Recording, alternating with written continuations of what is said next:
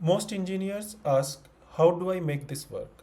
So, senior engineers ask, what happens when this fails? So, that's the difference between senior engineers and mid level engineers. Production does not fail during demos, it fails under traffic, it fails under money, it fails under pressure. If you don't think about failure before deployment, production will teach you. So, first question senior ask, if this fails, how big is the impact? Let's take an example. Suppose you are having an authentication service and that went down. So, does login stop or does everything stop? Like payments, APIs, or admin dashboards? If one component failing brings down the entire platform, that's a poor blast radius control. Mid-level engineer build features, and senior engineers limit damages. So the next question that come in mind is, can this failure be isolated? Like in AWS, if one pod crashes, fine, it can be manageable. But if the whole node group crashes, that's a problem. In case of Azure, if one availability zone fails, it's manageable. But if your entire region dependency fails, then it's a dangerous. So I have seen this.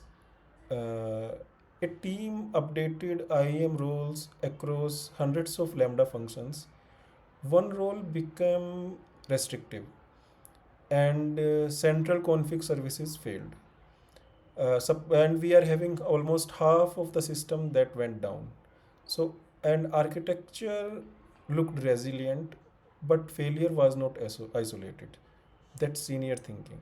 Isolation before confidence. Now, the real question is how fast we can recover. Not will it fail or everything fails.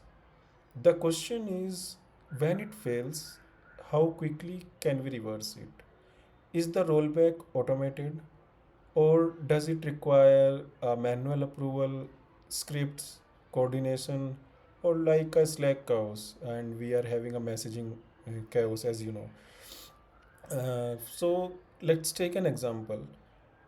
We are having a database migration due to low traffic, and primarily it fails, and we are having a replica that already exists.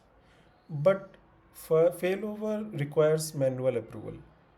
Now the result is 90 minutes of zero writes. System had redundancy. It did not have a lost recovery.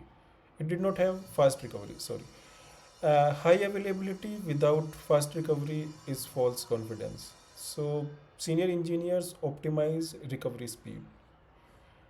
So the final question over here is who owns the failure? At 2 a.m., when alerts fire, is it clear who acts or does everyone wait? I have seen outages worsen because nobody wanted to step out of their queue. Technology did not fail first, ownership did. An owned system failed twice. So, this is why senior interviews don't test tools. Interviewer says design a payment system. Mid level answers can be like they will start talking about multi-AZ, database, queues, auto scaling. But what senior will do? What senior will answer over here? What if the queue retries during DB failover? Do we get duplicate payments? How do we prevent that? And what's the rollback plan? So that's the gap. Tools build systems, failure modeling builds senior. If you want to grow, stop asking, how do I build this? Start asking, what breaks first? So, here episode 6 is completed. So next, recovery speed versus availability. Thank you.